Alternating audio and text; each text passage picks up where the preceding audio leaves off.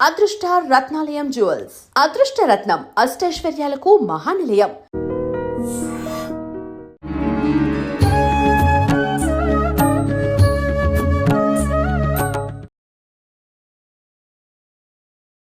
నమస్కారం, welcome to I dream.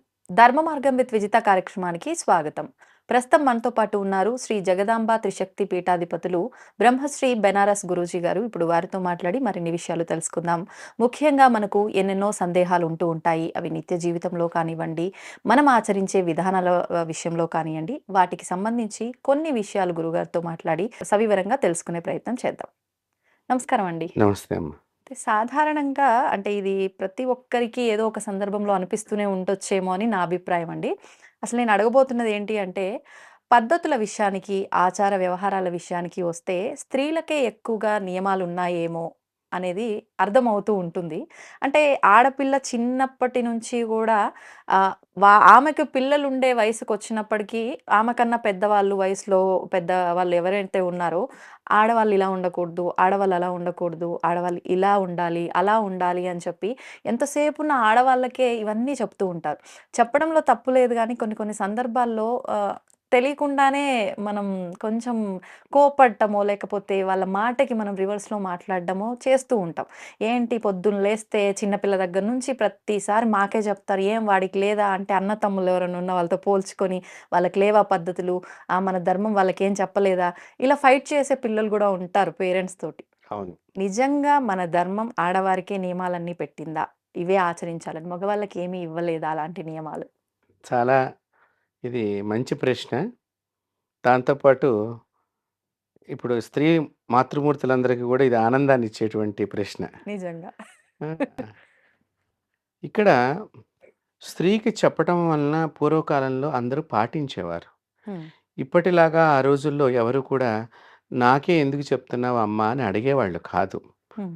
అమ్మ చెప్పింది అంటే ఆచరించేటువంటి విషయాన్ని మాత్రమే తెలియచేస్తుంది. అమ్మమ్మ చెప్పినా మన మంచి గురించే చెప్తుంది.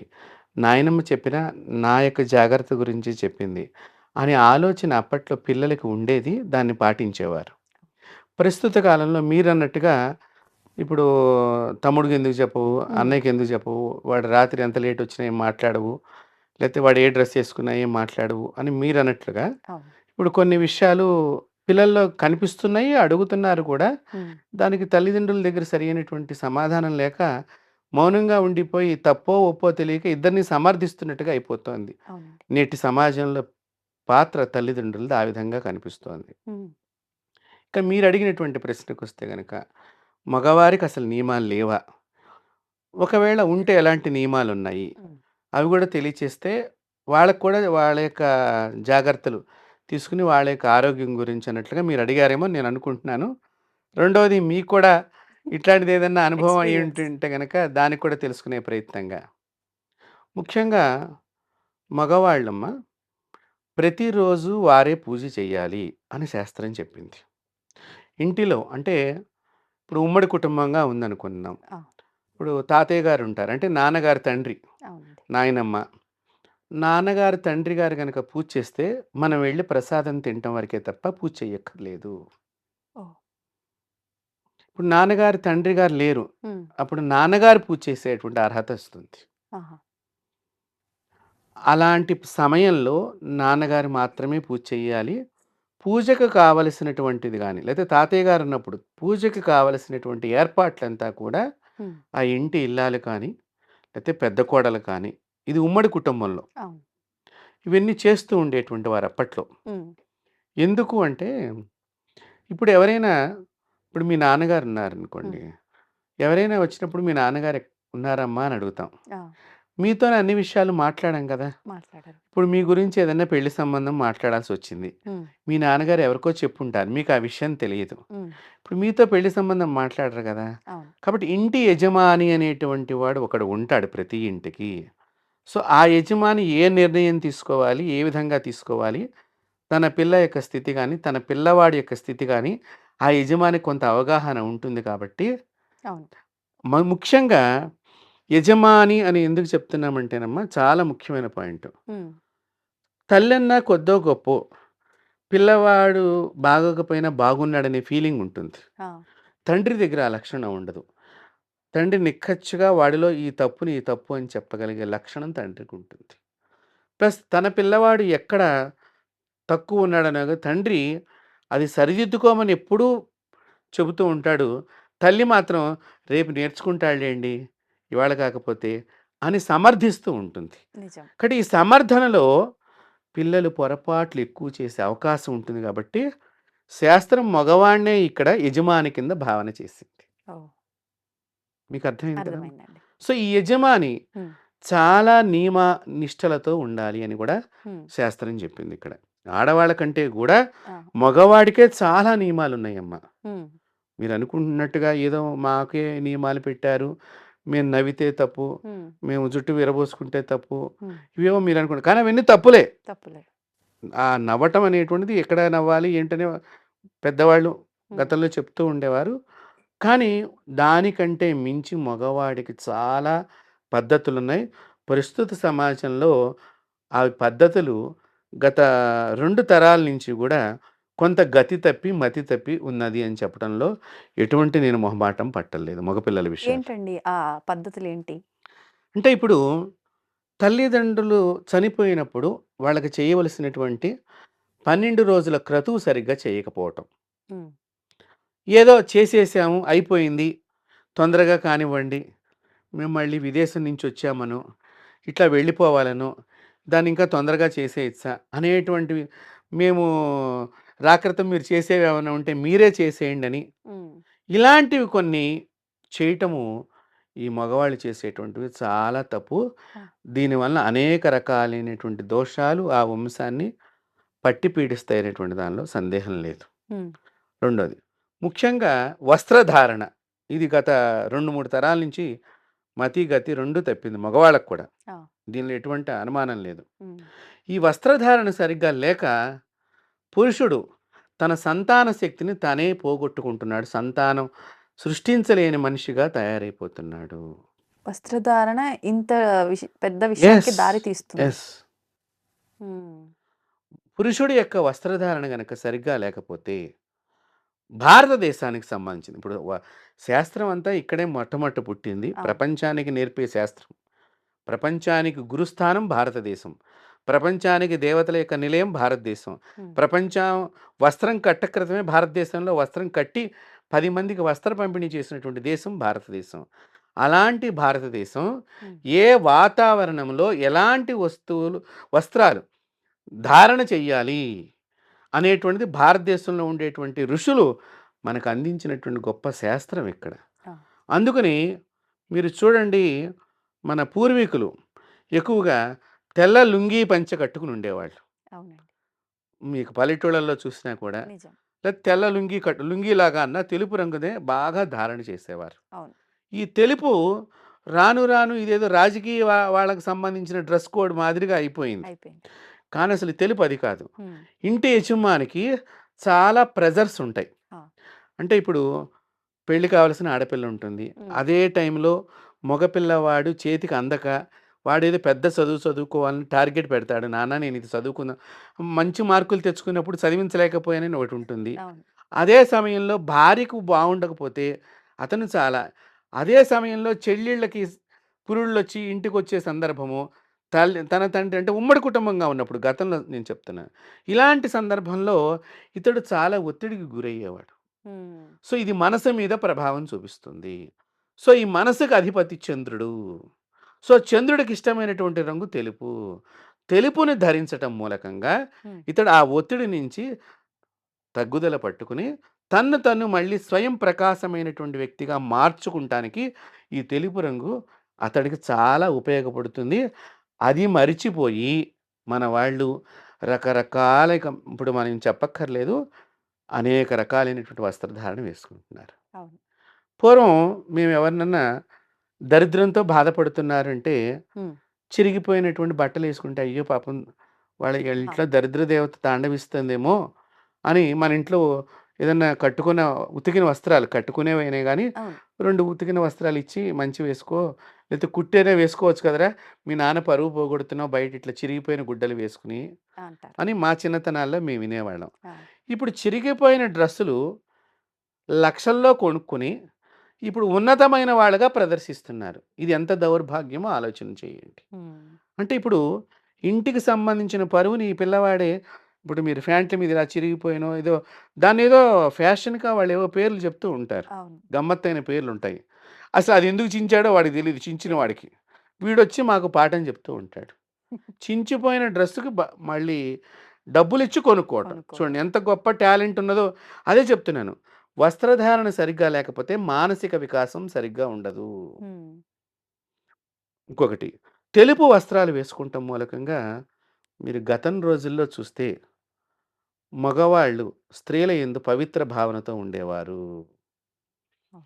ఈ రోజుల్లో మనము ఎలాంటి మాటలు సందుకొకటి, బజారుకొకటి, ఒక స్త్రీ గురించి ఇట్లా ఇబ్బంది పడింది అనేటువంటి దానికి ఒక స్కూల్లో భయం లేకుండా అయిపోయింది. హ్మ్.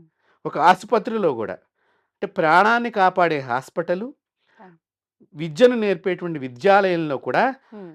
ఆడదానికి ప్రమాదాలు సంభవించే కేంద్రాలుగా మారుతున్నాయంటే ఇవి దేనికంటే మానసిక వికాసం లేకపోవటం మూలకంగానే. మానసిక దౌర్భాగ్యమైనటువంటి ఈ యొక్క పరిస్థితులే వాటికి కరెక్ట్. ముఖ్యంగా అవుతున్నాయి.